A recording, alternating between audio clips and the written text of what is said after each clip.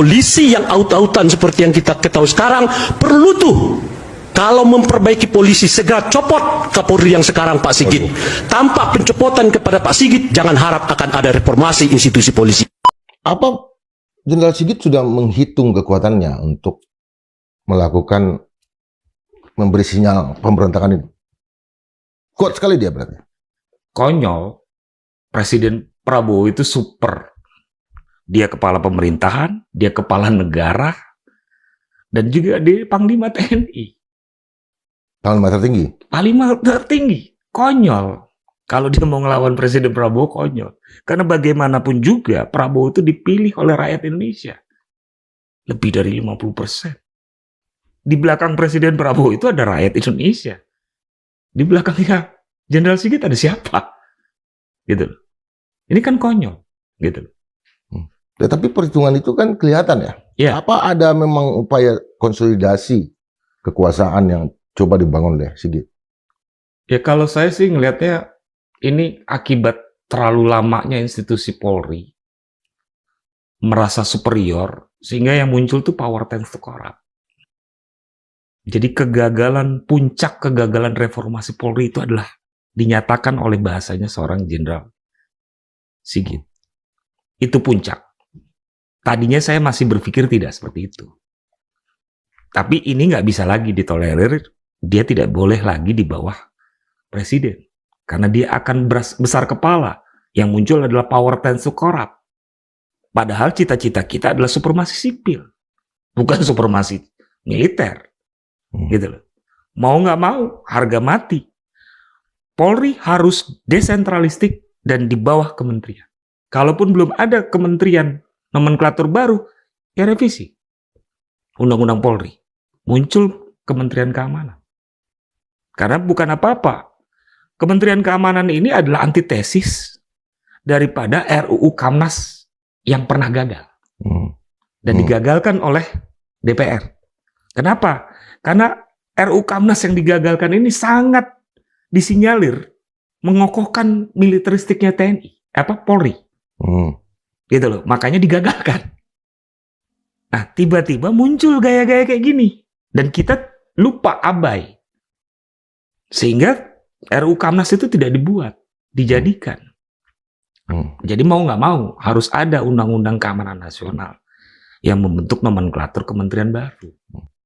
Tapi kan Sigit sudah memerintahkan jajarannya. Apa jajarannya akan mematuhi perintah dari Sigit ini untuk menggagalkan ini? Ya kita lihat. Kalau seandainya kepolisian dan jajarannya itu menjalankan falsafah Polmas, enggak 100% perkataannya Sigit akan dijalankan. Tapi kalau mereka itu karakternya secara DNA institusi dan budaya institusinya itu militer, ya pasti patuh sama Sigit. Apa yang akan dilakukan oleh masyarakat sipil? Kalau itu yang terjadi, terutama anak gerakan 98 yang dimana Sigit membawa bahwa itu adalah arah dari reformasi 98. Ini juga dia membajak. Ya nggak mungkin lah. Nggak mungkin. Kita pasti akan melawan. Bukan apa-apa. Kita menginginkan supremasi sipil. Nah, supremasi sipil yang digadang-gadang oleh institusi Polri. Ini mohon maaf ya. Apa yang terjadi supremasi sipil? Yang ada adalah para plutokrasi yang membayar aparat atas nama supremasi sipil. Ini bahaya. Banyak kok kasus.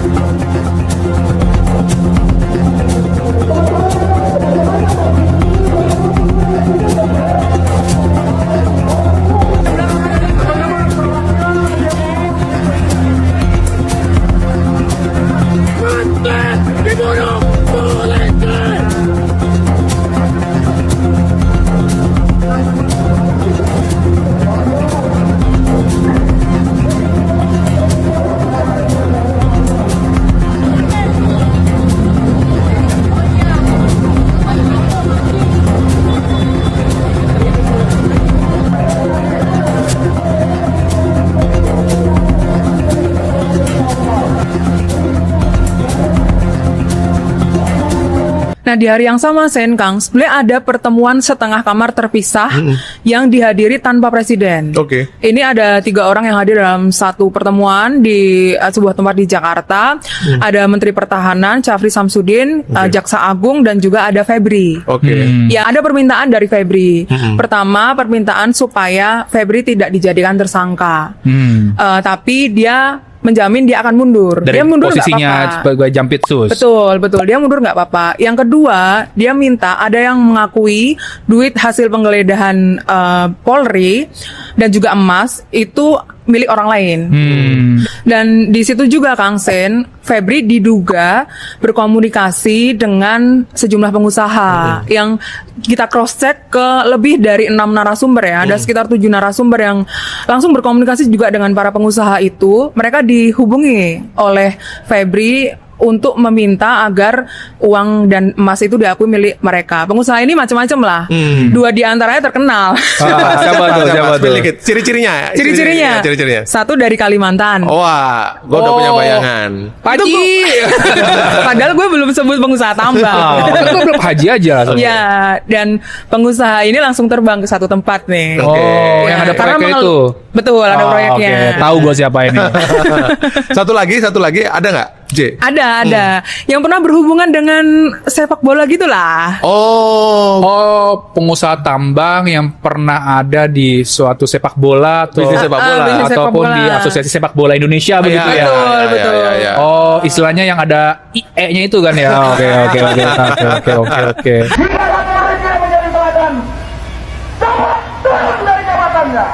Kami menyerukan hukum tegak lurus, ganti Kapolri Listio Sigit Prabowo dengan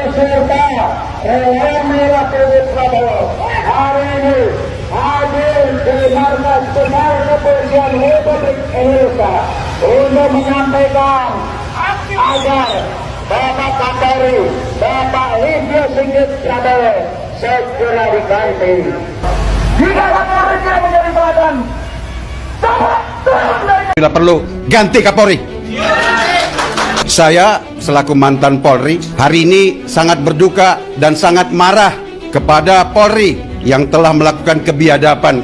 Katanya sudah minta maaf dan tidak sengaja. Memang tak, saya yakin anak-anak Brimob itu tak pula sengaja mau menabrak mati.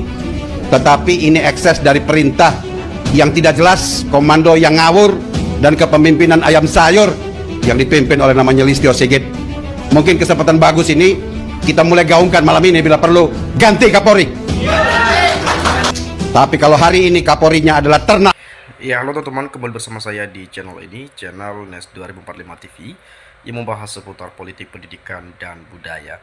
Baru saja kita mendengar penyampaian pada cuplikan video sebelumnya, memang sangat-sangat menggelegar, bahkan lantang sekali terkait penggantian Kapolri yang didesak untuk segera dilakukan.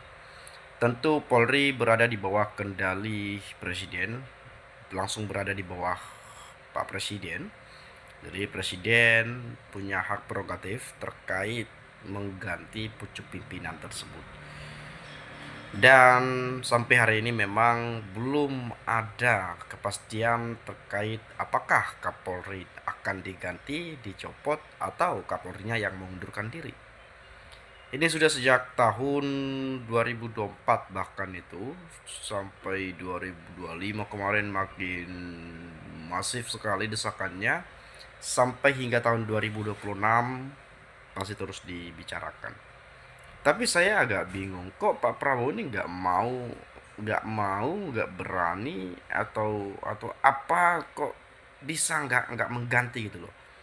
Maksud saya itu, ini kan orang kepercayaannya Joko Widodo, orang kepercayaan pemerintahan sebelumnya. Kok di posisi strategis seperti ini malah menempatkan orang kepercayaan orang lain gitu loh. Kan bisa saja Pak Prabowo mengganti misalnya Kapolri, Panglima TNI, Ketua KPK, Jaksa Agung. Ya menempatkan ya orang-orang Pak Prabowo itu sendiri. Orang-orang kepercayaannya misalnya, kan begitu ya. Kalau kita sadari di lini pemerintahan ini kayaknya 80% atau 70% kebanyakan orang-orang lama. baik di kementerian, baik di kepolisian, di tentara mungkin ya, di militer ya, KPK, kejaksaan dan sebagainya, itu cenderung orang-orang lama gitu loh ya. Saya nggak tahu nih Pak Prabowo nggak berani, apa memang nggak ada orang kepercayaan atau gimana, saya nggak tahu lah ya. Kan agak ini juga teman-teman, apa namanya, ada ya resiko juga ke depan gitu ya. Bukan resiko sih, apa namanya, kayak bahaya aja kalau kekuasaan itu terlalu lama kan gitu.